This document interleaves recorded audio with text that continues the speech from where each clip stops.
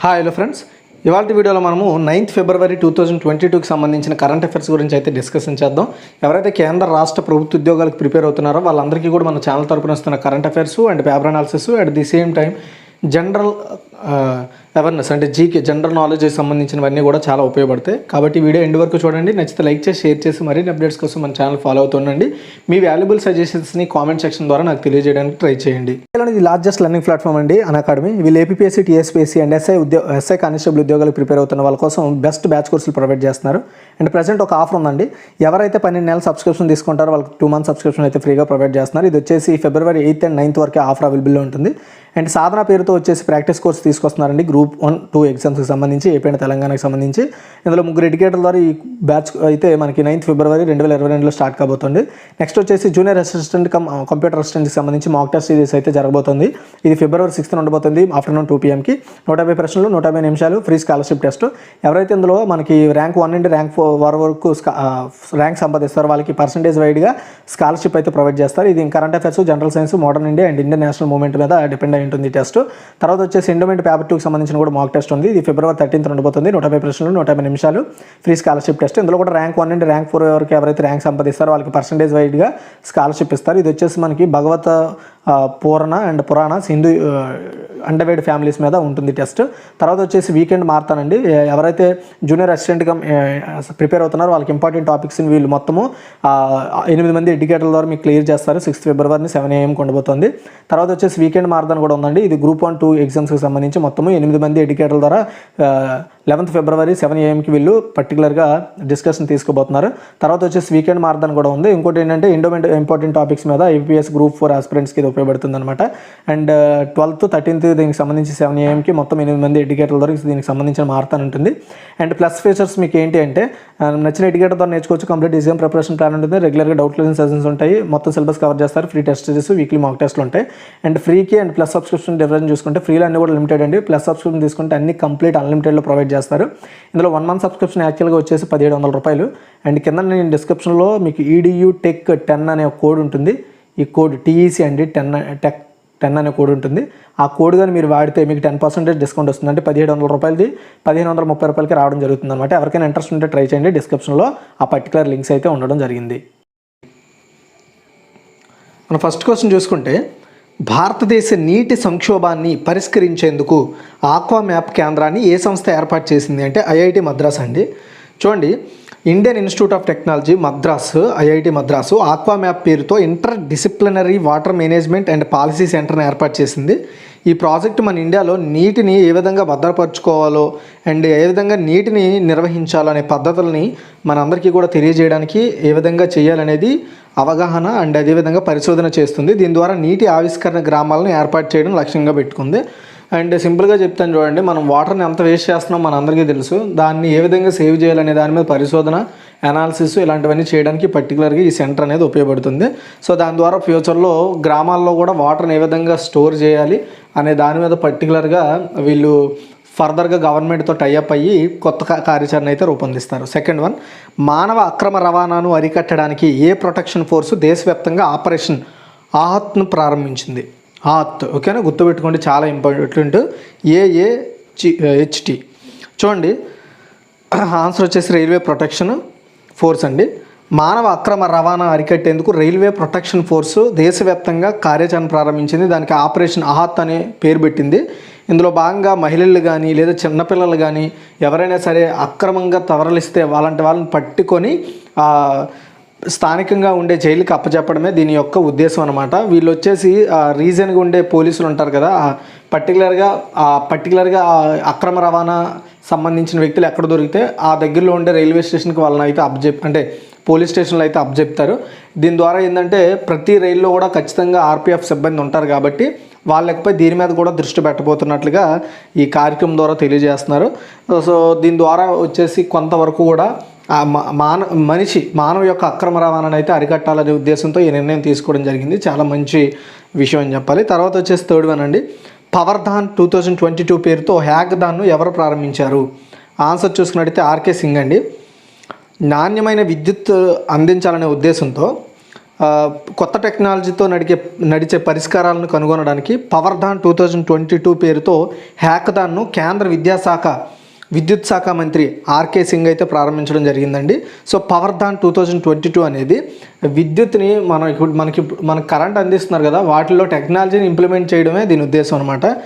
And అదేవిధంగా ఇప్పటికి ఉన్న టెక్నాలజీని ఇంకా లేటెస్ట్ టెక్నాలజీని ఇంప్లిమెంట్ చేయాలనే ఉద్దేశంతో కొంతమంది ప్రముఖులను కూడా ఆయన ప్రస్తావించడం జరిగింది. సో ఎవరైతే అందులో వెల్డ్ సైంటిస్టులు కావచ్చు, ఇతర వ్యక్తులు ఎవరైతే ఉంటారో అలాంటి వాళ్ళకి ఆయన సందేశం ఇచ్చారనమాట, ఫ్యూచర్లో మీరు ఇలాంటి వాటి మీద పనిచేయాలనేసి.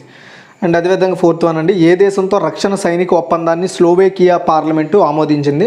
స్లోవేకియా అనేది యూరప్ ఖండంలోని ఒక కంట్రీ అండి. సో ఇది ఏ దేశంతో తన యొక్క రక్షణ సైనిక ఒప్పందాన్ని ఆమోదించింది అంటే యునైటెడ్ స్టేట్స్ ఆఫ్ అమెరికా అండి. అమెరికాతో రక్షణ సైనిక ఒప్పందాన్ని స్లోవేకియా పార్లమెంటు ఆమోదించింది. 4 పార్టీల పాలక సంకీర్ణం, అంటే మొత్తం 4 పార్టీలు ఉన్నాయన్నమాట స్లోవేకియాలో. వాళ్ళందరూ కలిసి 79-60 తేడాతో ఆమోదం అయితే చేయడం జరిగింది. స్లోవేకియా భూభాగంలో యుఎస్ దళాలు శాశ్వత ఉనికిని సాధ్యం చేస్తుందని, మరి స్లోవేకియాలో అణ్వాయుధాలను మోహరించడానికి కూడా వీలు కల్పిస్తుందని చెప్పారు. అంటే ఉన్న 150 సీట్లలో 60 మంది వద్దని 79 మంది ఈ అగ్రిమెంట్ కావాలనేసి చెప్పడం జరిగింది. మొత్తానికైతే అమెరికాతో ఫ్యూచర్లో ఈ స్లోవేకియా వచ్చేసి డిఫెన్స్ అగ్రిమెంట్ అనమాట. అంటే రక్షణ పరంగా వస్తువులు కొనుగోలు కావచ్చు, ఇతర ఇన్ఫర్మేషన్ కావచ్చు, ఇలాంటివన్నింటిని కూడా పంచుకుంటారు ఇరు దేశాల వాళ్ళు. తర్వాత 5th వన్, బ్లూంబర్గ్ బిలియనీర్స్ తాజా ఇండెక్స్ ప్రకారం ఆసియాలో అత్యంత ధనవంతుడు ఎవరు? యాక్చువల్గా చాలామంది అనుకుంటారు గౌతమ్ అదానీ అని. యాక్చువల్గా నిన్నటి వరకు గౌతమ్ అదానీనే. ఈరోజు మార్నింగే మొత్తం ఆ లెక్కలన్నీ మారిపోయి మళ్ళీ ముఖేష్ అంబానీయే టాప్లోకి రావడం జరిగిందనమాట. చూడండి, బ్లూంబర్గ్ బిలియనర్స్ ఇండెక్స్ జాబితాలో ఏషియాలోనే అత్యంత ధనవంతుడిగా మారిన గౌతమ్ అదానీ కేవలం ఒక్కరోజు మాత్రమే ఆ స్థానంలో ఉండగలిగారు. 24 గంటలు గడిచేసరికి ముఖేష్ అంబానీ మరోసారి మళ్ళీ తన ప్లేస్కి వచ్చేసాడు అనమాట. అంటే టాప్ 10కి వచ్చేసాడు, వరల్డ్లో టాప్ 10 వచ్చేసాడు అనమాట. ఇంతకుముందు టాప్ 11లోకి వెళ్ళిపోయాడు, టాప్ 10లోకి వచ్చేసి గౌతమ్ అదానీ అయితే రావడం జరిగింది. ఇప్పుడు మళ్ళీ ఆయన వెనక్కి నెట్టేసి ముఖేష్ అంబానీ టాప్ 10లోకి అయితే రావడం జరిగింది. జస్ట్ 24 అవర్స్లోనే మారిపోయింది అనమాట. ఓకేనా? సో అయితే ఏషియాలోనే నెంబర్ 2కి వచ్చారు గౌతమ్ అదానీ ఇప్పుడు. అండ్ నెంబర్ 1లో ముఖేష్ అంబానీ ఉన్నారు. నిన్నటి వరకు గౌతమ్ అదానీ గారు నెంబర్ 1లో ఉన్నారు ఆసియాలో, ఇప్పుడు వచ్చేసి 2లోకి వచ్చేసారు. అదే వరల్డ్ వైడ్గా అయితే 11వ నెంబరు గౌతమ్ అదానీది, గుర్తుపెట్టుకోండి. నెక్స్ట్ 2022 ఫిబ్రవరి 9 బుధవారం ఉదయం బ్లూంబర్గ్ ఇండెక్స్ జాబితాలో ముఖేష్ అంబానీ సంపద $89.2 బిలియన్ నమోదు కావడం జరిగింది. అండ్ బ్లూంబర్గ్ జాబితాలో అంబానీ, అదానీ వరుసగా 10, 11 స్థానంలో ఉండగా టాప్ 100 జాబితాలో 38వ స్థానంలో మన దేశానికి చెంది అజిమ్ ప్రేమ్జీ $33.8 బిలియన్, 48వ స్థానంలో శివన్ ఆర్డర్ $29 బిలియన్, 79వ స్థానంలో రాధాకిషన్ దమానీ $21.2 బిలియన్, 82వ స్థానంలో Lakshmi Mittal $81 billion so top 100లో ఉన్న వాళ్ళు వీళ్ళందరూ. తర్వాత వచ్చేసి 6th వన్ అండి, మ్యూజియంలపై మొదటి గ్లోబల్ సమ్మిట్ ఎప్పుడు జరుగుతుంది అంటే ఫస్ట్ టైం అనమాట మన ఇండియాలో. పర్టికులర్గా మ్యూజియంలు ఉంటాయి కదా, మన ఇండియాలో ఉండే మ్యూజియంకి సంబంధించి ఫస్ట్ గ్లోబల్ సమ్మిట్ని అయితే నిర్వహిస్తున్నారు. ఎప్పుడు అంటే ఫిబ్రవరి 15 అండి. కేంద్ర సాంస్కృతిక మంత్రిత్వ శాఖ ఫిబ్రవరి 15, 16 ఈ 2 తేదీల్లో మన ఇండియాలో మ్యూజియంస్ను రీఇమేజింగ్ చేయడంపై, అంటే వాటిని కొత్తగా డెవలప్ చేయాలనే ఉద్దేశంతో మొట్టమొదటిసారిగా గ్లోబల్ సమ్మిట్ని నిర్వహిస్తోంది. ఈ సమ్మిట్ను కేంద్ర సాంస్కృతిక మంత్రి జి కిషన్ రెడ్డి గారు ప్రారంభించబోతున్నారు, గుర్తుపెట్టుకోండి. తర్వాత 7th వన్ అండి, మహిళల ఐపీఎల్ను ఏ సంవత్సరంలో ప్రారంభించాలని బీసీసీఐ యోచిస్తోంది? ఆన్సర్ చూసుకున్నట్టయితే 2023 అండి. అంటే నెక్స్ట్ ఇయర్ నుండి ఉమెన్స్ కూడా పర్టికులర్ ఇంకొక ఐపీఎల్ని అయితే నిర్వహించబోతోంది. పూర్తిగా వాళ్ళకు ఒక షెడ్యూల్, వీళ్ళకి ఒక షెడ్యూల్ ఉంటుంది. సో 1 ఇయర్లో 6 మంత్స్ ఇంక ఐపీఎల్ మెన్స్, ఉమెన్స్ అని కూడా మనం చెప్పుకోవాల్సి వస్తుంది ఫ్యూచర్లో. అండ్ 2 ఐపీఎల్ ఉమెన్స్కి వేరేగా ఉంటుంది, మెన్స్కి వేరేగా ఉండబోతుంది. చూద్దాం ఏమవుతుంది అనేది. ఈ విషయాన్ని స్వయంగా బీసీసీఐ సెక్రటరీ జేషా తెలియజేయడం జరిగింది. జేషా అనేవారు అమిత్ షా యొక్క కొడుకండి, అది కూడా గుర్తుపెట్టుకోండి. బీసీసీఐ అంటే board of control for cricket in India. Okay, 2023 నాటికి ఐపీఎల్కి సపరేట్గా ఉమెన్ ప్రీమియర్ లీగ్ కూడా ఏర్పాటు చేయబోతున్నట్లుగా ప్రకటించారు. తర్వాత వచ్చేసి 8th వన్ అండి, ఆర్బీఐ 2022లో ఆర్థిక అక్షరాస్యత వారోత్సవం 2000 అంటే ఆర్బీఐకి సంబంధించి ఆర్థిక అక్షరాస్యత వారోత్సవం 2022 యొక్క థీమ్ ఏంటి? ఆన్సర్ చూసుకున్నట్టయితే గో డిజిటల్ గో సెక్యూర్ అండి. యాక్చువల్గా ఆర్బీఐ అంటే రిజర్వ్ బ్యాంక్ ఆఫ్ ఇండియా అనేది ఎవ్రీ ఇయర్ మనకి ఆర్థిక అక్షరాస్యత వారం, ఓకేనా, అంటే ఫైనాన్షియల్ ఎడ్యుకేషన్ వీక్ అంటారు కదా. సో ఈ వీక్ని ఎవ్రీ ఇయర్ సెలబ్రేట్ చేస్తుంది. అయితే ఈ వీక్ అనేది ఫిబ్రవరి 14 నుండి ఫిబ్రవరి 18 వరకు కూడా నిర్వహించబోతోంది. యాక్చువల్గా ఈ ఆర్థిక అక్షరాస్యత వారం అనేది 2016 నుండి స్టార్ట్ చేసింది reserve bank of India.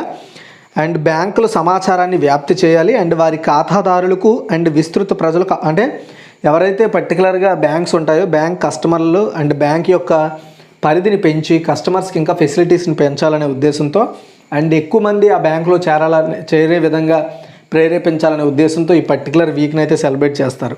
And తర్వాత వచ్చేసి 9 అండి, ప్రధానమంత్రి కిసాన్ సంపద యోజన ఈ 2026 వరకు ఎంత మొత్తం కేటాయించబడింది?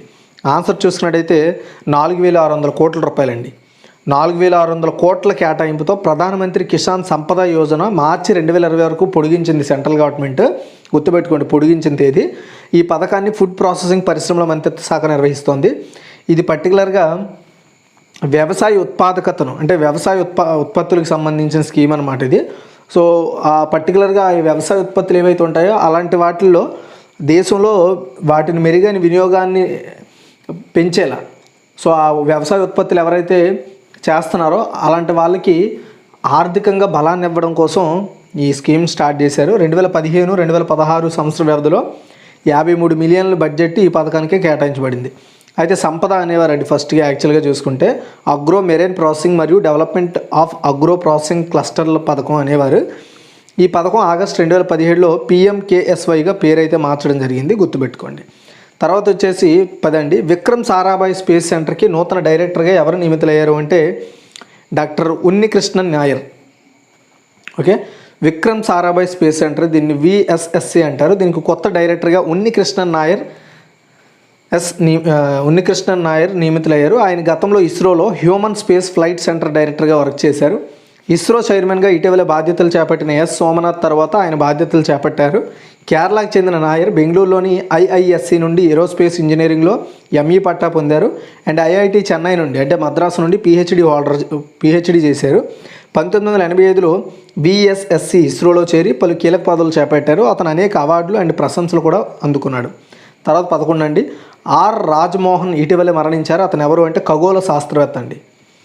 ఓకే, బెంగళూరులోని ఇండియన్ ఇన్స్టిట్యూట్ ఆఫ్ ఆస్ట్రోఫిజిక్స్లో దశాబ్దాలుగా ఖగోళ శాస్త్రవేత్తగా వర్క్ చేసిన ప్రొఫెసర్ R రాజ్మోహన్ అయితే చనిపోయారండి.